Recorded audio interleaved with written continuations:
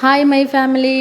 எப்போ பார்த்தாலும் பூஜை பண்ணுறதுனால நான் சுறுசுறுப்பெல்லாம் இல்லைங்க. எனக்கும் சோம்பேறி இருக்குது. அந்த சோம்பேறித்தனத்தை தாங்க பார்த்துட்டீங்க நீங்கள். வெள்ளிக்கிழமை போட்ட கோலத்தை இன்றைக்கி தாங்க க்ளீன் பண்ணேன். எல்லாத்தையும் க்ளீன் பண்ணிவிட்டு வெள்ளிக்கிழமை தான் ஒரு பாதம் போட்டனே, அது எங்கேன்னு பார்த்தா அலந்தோலமாக பசங்க பண்ணி வச்சுருந்தாங்க. அது எல்லாத்தையும் ரிமூவ் பண்ணிவிட்டு உருளியில் பூ மட்டும் மாற்றிட்டு காலையில் பிரேக்ஃபாஸ்ட்டாக ஒரு ராகி காஃபி போட்டு குடிச்சிட்டு வீக்கெண்ட் ரொட்டீன்னாலே மோஸ்ட்லி நம்ம பூஜை ரூமை தானே க்ளீன் பண்ணுவோம். ஸோ அந்த வேலையில் இறங்கியாச்சு. பூஜை ரூம் தானே க்ளீன் பண்ணேன். நான் ஏன் வீக்கெண்டு க்ளீன் பண்ணுறேன்னு நிறைய பேர்த்து டவுட் இருக்கும்.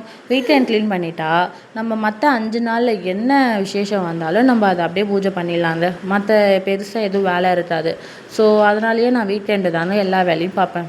பூஜை பொருட்கள் எல்லாத்தையும் வேறு இடத்துல வச்சுட்டு பழைய எண்ணெய் ஆல்ரெடி வெள்ளத்தில் இருந்த எண்ணெயெல்லாம் தனியாக ஒரு வாட்டர் தண்ணி ஊற்றி வச்சுருவேன். அது எதனாலனா வெளியில் ஏற்றுற வெள்ளத்துக்கு அந்த எண்ணெயை நான் யூஸ் பண்ணிப்பேன்.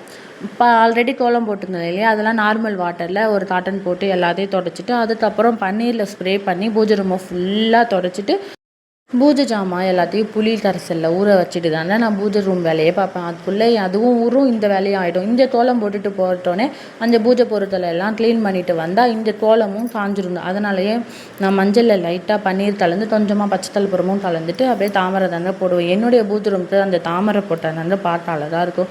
தாமரையெல்லாம் போட்டுட்டு அப்புறம் பூஜை பொருட்களை எல்லாம் க்ளீன் பண்ணிவிட்டு கொஞ்சம் வெளியில் போகிற வேலை இருந்தது. ஸோ அதனால் வண்டி எடுத்துன்னு கிளம்பிட்டேன். என்னுடைய வண்டியில் நான் முருகருடைய வேல் போடணுன்னு ரொம்ப நல்லா ஆசைப்பட்டுட்டு இருந்தேன். பட் எனக்கு டைம் கிடச்சிதேன்னு சொல்லிட்டு அப்படியே வர்றப்ப வேலும் போட்டு வந்தேன்.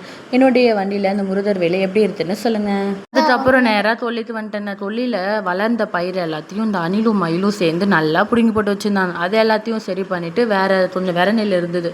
எங்கெங்கெல்லாம் பிடுங்கி போட்டு வச்சுருந்ததோ அங்கே எல்லாத்தையும் புதுசாக விரைச்சி மூடி வச்சுட்டு கொஞ்சமாக பச்சரிசி எடுத்து ஊற வச்சு அங்கே வச்சுட்டு வந்தேன். அணில் வர்றப்ப அந்த பச்சரிசி பார்த்துட்டு தின்னும்லாம் அந்த பயிர் வந்து கை வைக்காதுன்னு ஒருத்தவங்க சொல்லியிருந்தாங்க. ஸோ அதை ஃபாலோ பண்ணிவிட்டு அதுக்கப்புறம் வீட்டுக்கு வந்து சாம்பிராணியும் இந்த வெண்கடுதும் போட்டு வீடை ஃபுல்லாக சுற்றி போட்டுட்டேங்க.